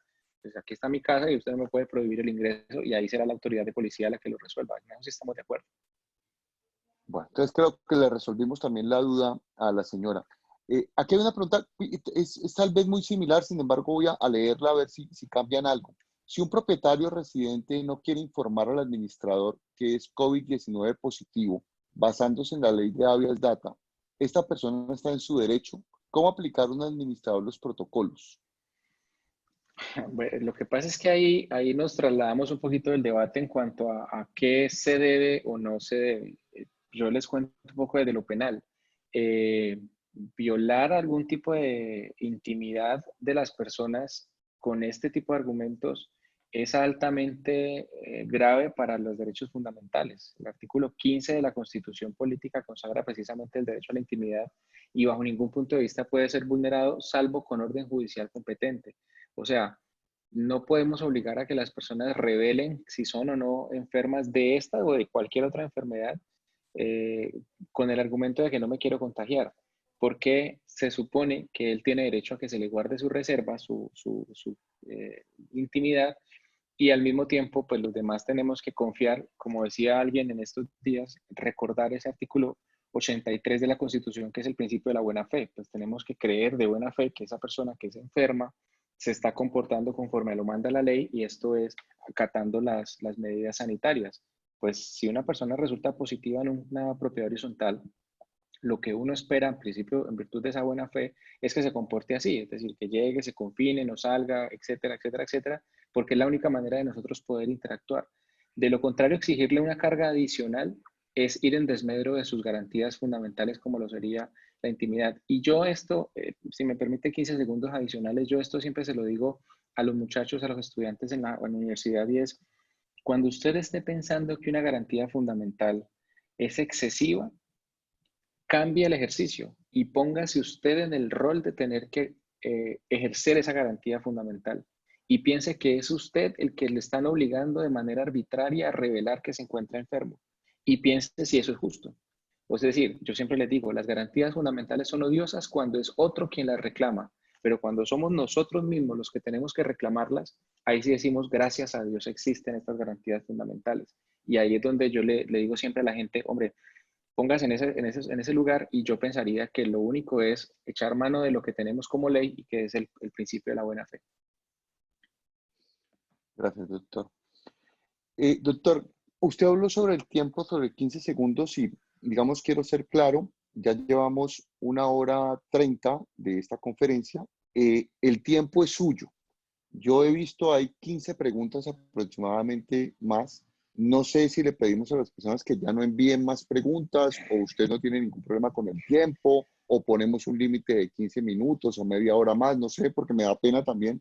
Es su tiempo, es su cansancio, entonces usted me dirá. Pues, doctor, yo creo que podríamos de pronto como tratar de reunir unos temas interesantes con respecto a la charla como tal y abordarlo, no sé, unos 20 minuticos adicionales que veo que todavía hay un auditorio interesante.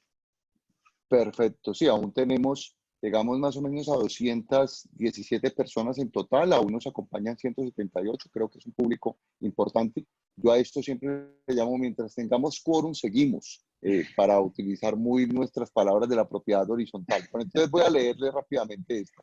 Dice, ¿es legal que se evite el ingreso de una o unas enfermeras de la EPS para tomarse a domicilio unas pruebas de laboratorio? No por coronavirus, sino como parte de una solicitud del nefrólogo hace más de mes y medio. Fíjense que, de nuevo, el decreto legislativo que les mencionaba hace un momento, el que tiene que ver con el sector salud, y esto también lo ha reiterado en muchas oportunidades el ministro de Salud, y es que las situaciones médicas tienen plenas garantías. Y por esa razón el gobierno lo tiene incluido como una excepción. Es que es la primera excepción del decreto que tiene que ver con el orden público. Si ustedes revisan el 531, que es el último decreto, la primera excepción es personal médico y no lo limita a trabajos relacionados con el COVID-19, lo limita, o lo mejor, lo deja claro en que es personal médico de manera general, y ahí es donde con claridad le debería contestar a la persona que es legal claramente que él pueda ingresar porque es personal médico. Bueno, el Consejo de Administración decidió limitar el ingreso de visitas. Se aprueban en reunión y se publica a la comunidad. Días posteriores llega una señora para un apartamento X, porque es la señora que les ayuda con los oficios. El ingreso de esa persona sería una amenaza de contagio. Si no se deja ingresar, se incurre en un error. No sé, doctor, si nos puede ayudar con esa pregunta.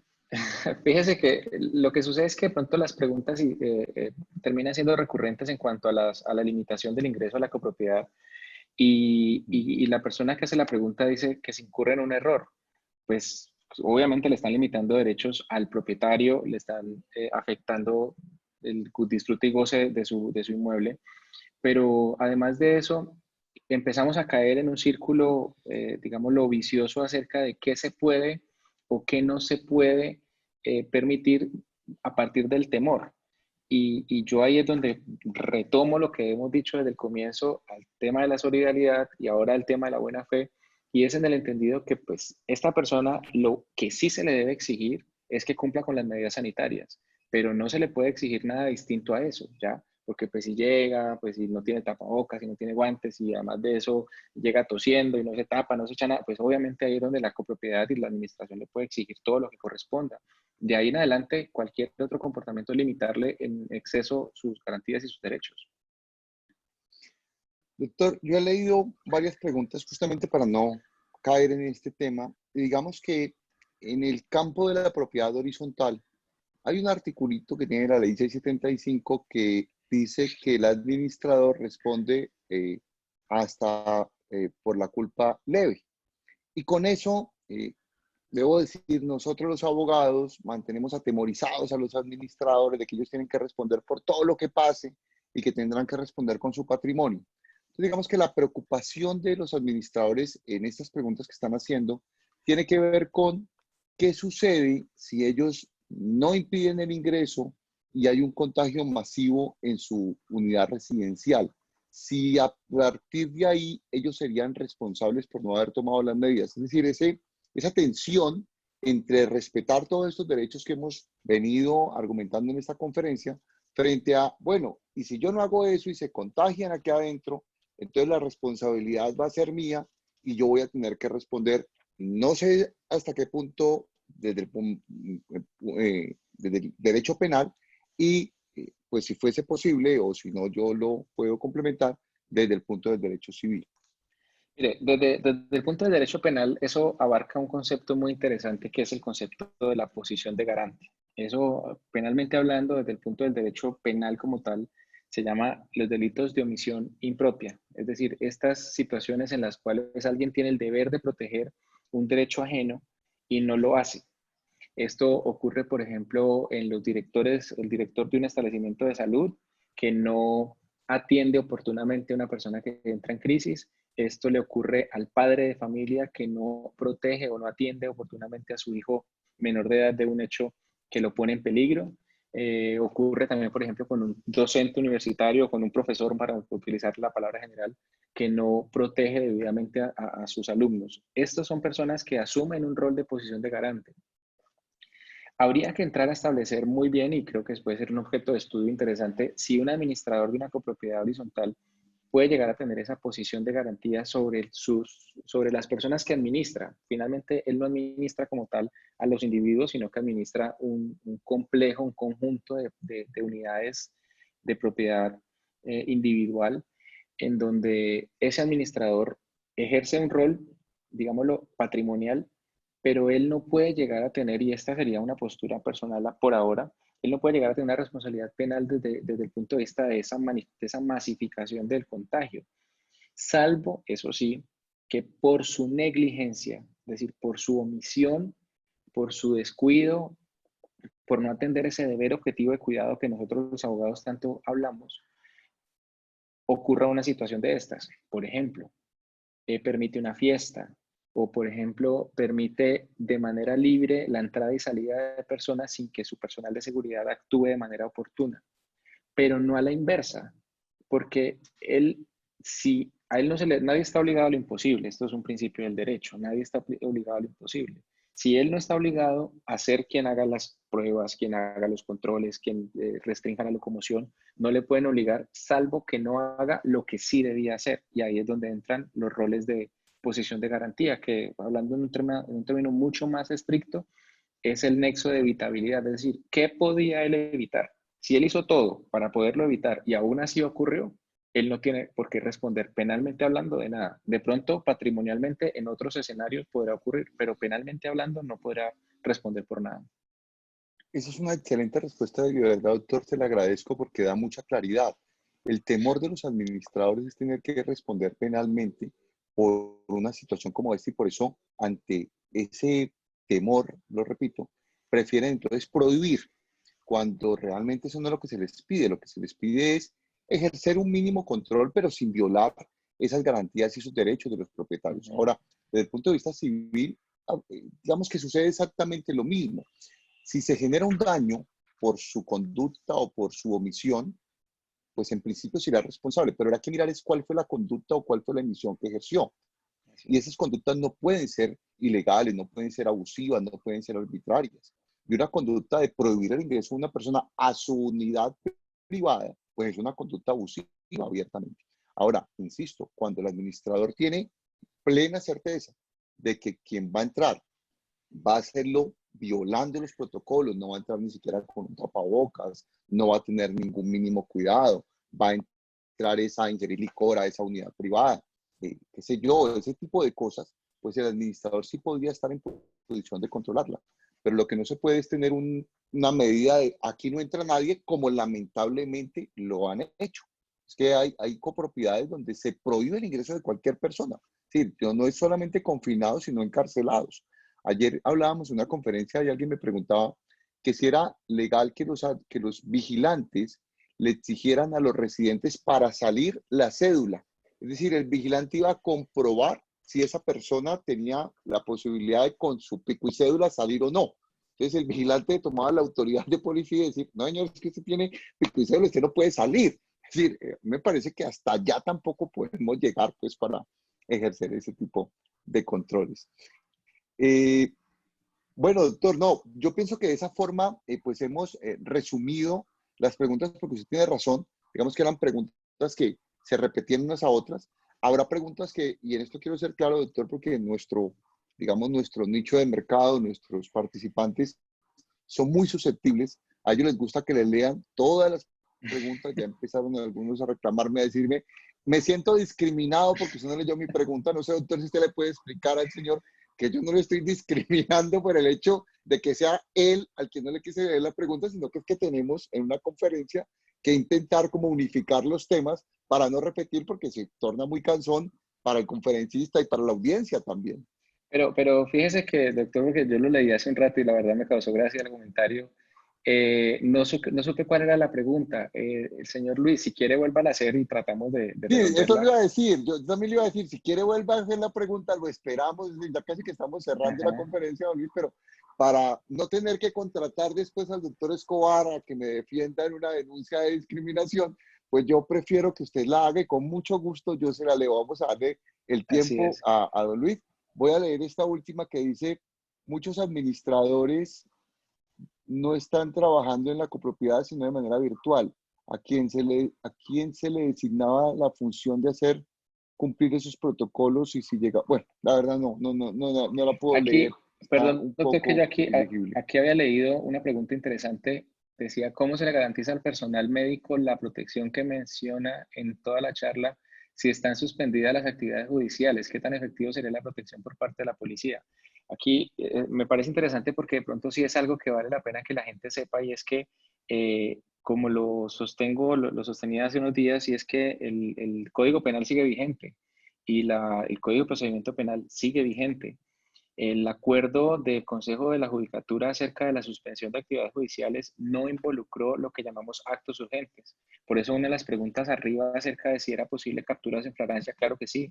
Y si una persona reporta un hecho y la policía acata el hecho de manera oportuna, se lleva a la persona detenida, tienen que someterla a la legalización que involucra el procedimiento penal como tal, y esto es someterla a un rigor de legalización de su captura, formularle sus cargos y si es necesario imponer una medida o no.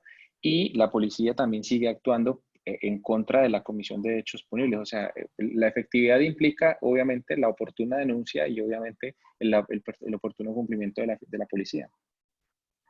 ¿Ya hizo la Llegó pregunta el la señor? pregunta de don Luis. Sí, llegó, dice mi doctor, ¿qué aplica cuando con los conocimientos tan precisos que usted tiene, el médico o enfermera o el que trabaja en esta rama lo contagia sin querer queriendo? ¿Qué pasa? ¿Ahí de malas? Él luego ofrece disculpas por el de malas. Luego ya dice perdón por la palabra de Eh, malas. No, pero fíjese que la pregunta va a algo que de pronto ya hemos comentado y era el delito de violación de medidas sanitarias. Es un delito doloso. ¿Qué quiere decir esto? Que yo, a sabiendas que la estoy incumpliendo, lo hago. No es un delito que se pueda hacer de manera torpe, negligente. De modo que en el caso del médico que sin querer queriendo, como dice la pregunta, lo hace, lo que hay que preguntar es si él sabía que estaba contagiado y aún así incumplió las medidas, pues necesariamente él podrá ser objeto de investigación penal por este delito.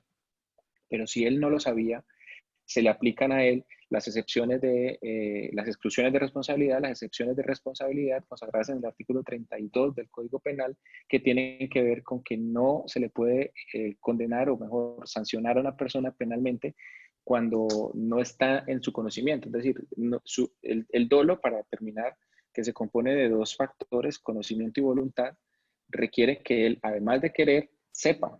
¿Sí? Conocimiento y voluntad, además de saber qué quiera, pues para utilizarlo en el mismo orden. De modo que no es cualquier persona que pues torpemente lo hace, porque si lo hace pues sin saberlo, no le carga ninguna responsabilidad. Contrario, si sabe.